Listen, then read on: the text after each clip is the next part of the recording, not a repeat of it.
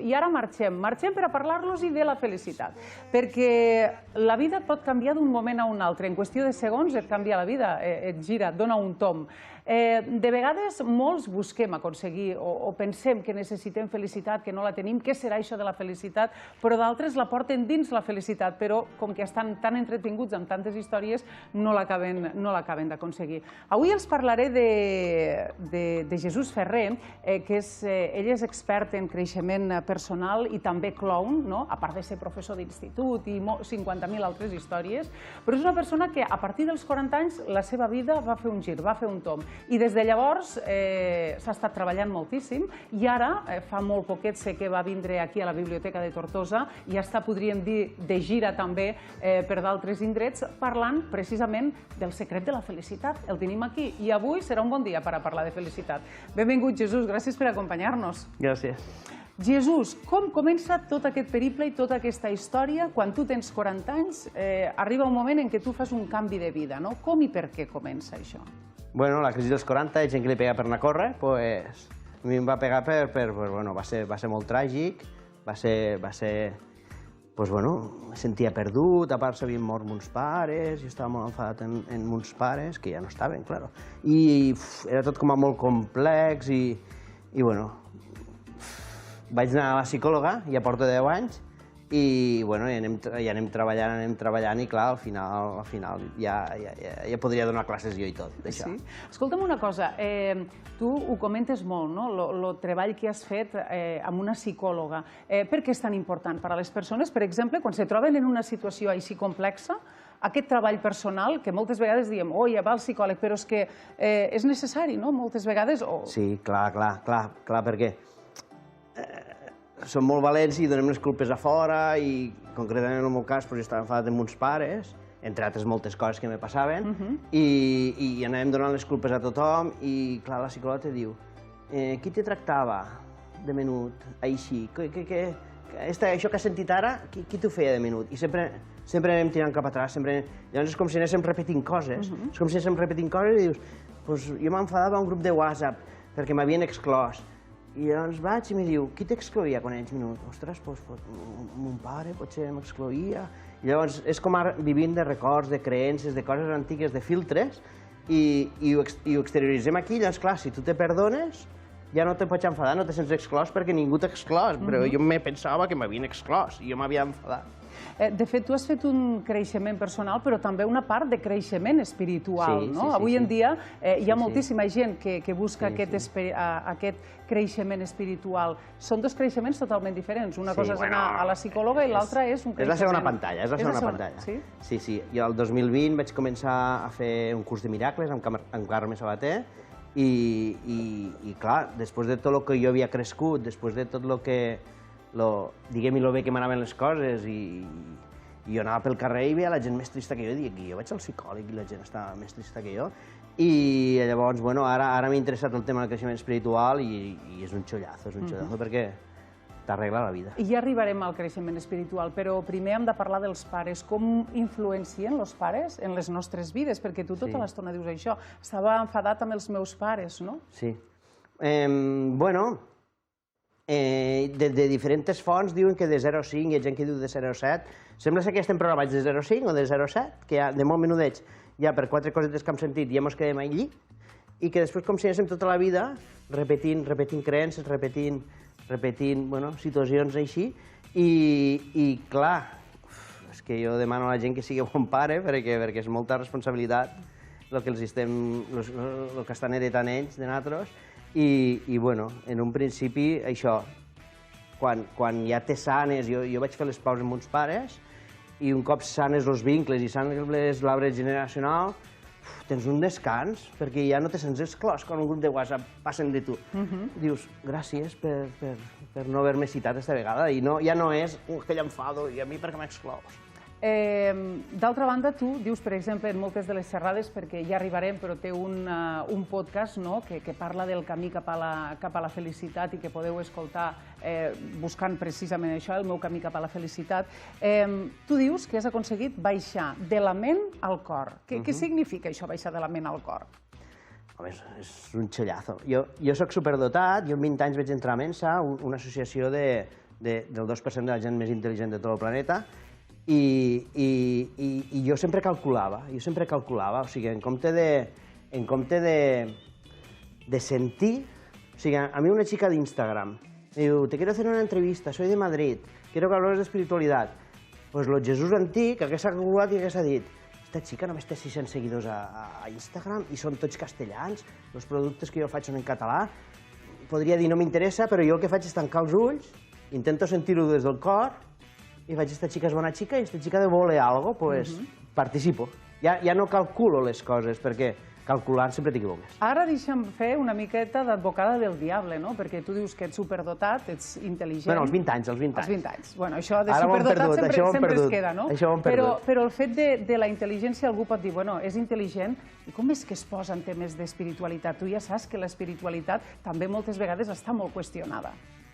Sí, bueno, passa que al començar a fer desajustos, jo havia estudiat la carrera d'informàtica i em vaig posar a estudiar la carrera de teatre i m'he fet pallasso. I en aquests desajustos, pues, m'interessen més les emocions ara, m'interessa més les energies, m'interessa més sentir-te bé, que la gent se sentigui bé. Fins i tot intentava escriure un llibre que el vaig titular, l'he començat a escriure i llançaré perquè era un desastre. No llances res, que no se sap... Era un desastre, però era hasta que todos seamos felices, o sigui, el que em fa més goig és que tothom sigui feliç. Jo quan soc de profe, jo quan soc de pallasso, jo quan parlo de creixement. Estem veient imatges de la teva faceta també com a pallasso. Què t'aporta aquesta faceta teua a tot aquest món també espiritual? És molt xulo, perquè al fi i al cap és la connexió amb el nen interior, és la connexió amb el buit, o sigui, quan estic a l'escenari, és la connexió amb el buit, és la connexió amb les emocions de la gent i que la gent te vegi trist, que te vegi fracassat o que te vegi rient. I és una gestió d'emocions molt xula i a banda, clar, jo com que vaig començar a teatre als 40, m'he anat buscar un ofici perquè el pallasso és dels pocs que als 60 encara podré treballar. El tema del podcast, parlem una miqueta d'aquests treballs que també són interessants, no? Tens més de 40 capítols a través del podcast que fas a Amposta Ràdio.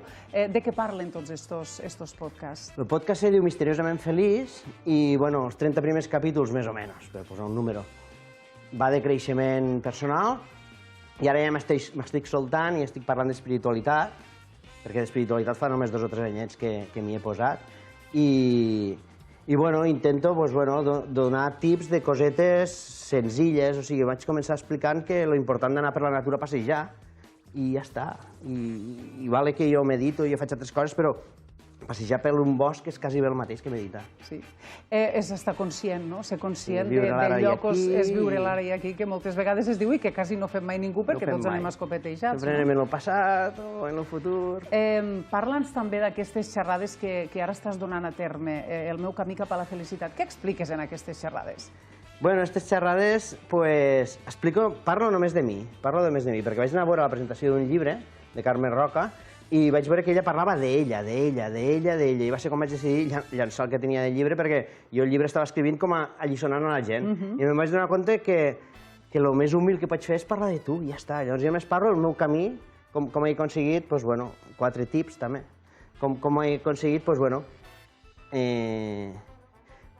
tenir la pau i sentir-te bé i no comprar segons quines situacions conflictives, no m'interessen. Això ho has aconseguit tu a través de molt de treball, perquè 10 anys són molts anys treballant, sigui a través d'una psicòloga, sigui a través de creixement personal.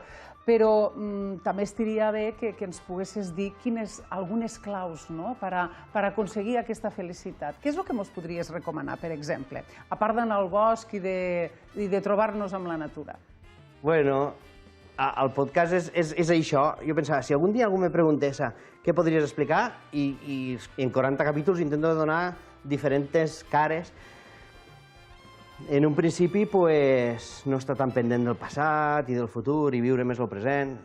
Hi ha un capítol que dic, demà em podria morir. O sigui, si avui te diuen anem a fer el cafè, tu diries, ui, no. Però si és un amic i t'està dient anem a fer el cafè, és que vol xerrar amb tu, doncs anem a fer el cafè i no passa res.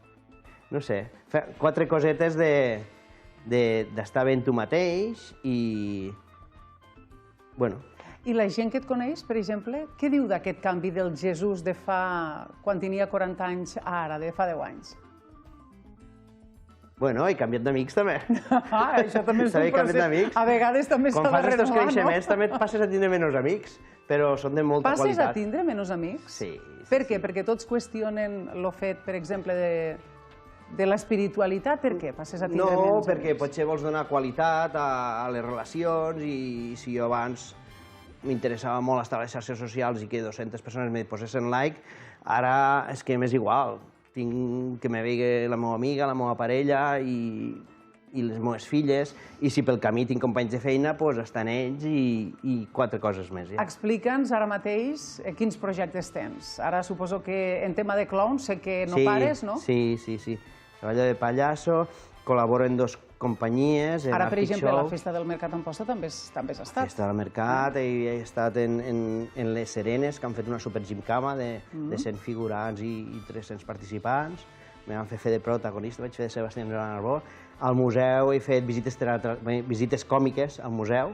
És una cosa que ja fa 2 anys que faig, és bastant absurd, un humor bastant absurd, i la gent del museu se queda allí com a... com és que no mos explica... I res, i ara col·laboro amb diferents entitats. A Santa Bàrbara vam fer un circus, que érem 6 entre pallassos, malabaristes, xancuts, i això ens agrada moltíssim. Estem intentant créixer en més pallassos i en més gent i vendre-ho a altres municipis. Anem fent. Jo a banda soc profe d'institut a Móra la Nova i allí quan et veuen o quan saben aquest camí teu, aquest camí espiritual que tu has emprès ara, què et diuen els alumnes? En tota normalitat. No, sí, en tota normalitat. A més, jo utilitzo l'aula com a laboratori del meu treball espiritual i, clar, jo des del dia que vaig entrar al setembre, clar, a mi m'obliga l'espiritualitat a veure'ls tots amor. Jo els tinc que veure sempre tots amor i tots llum. Llavors, clar, quan hi ha aquells... Són adolescents, que són de lo més... I quan la gent normal posa partes o expulsa, no sé què, jo no poso partes, no expulso ni res, i m'han arribat a dir els alumnes: tu ets molt bon tio, no? Com a volen dir, és que no te podem ni fotre el pèl.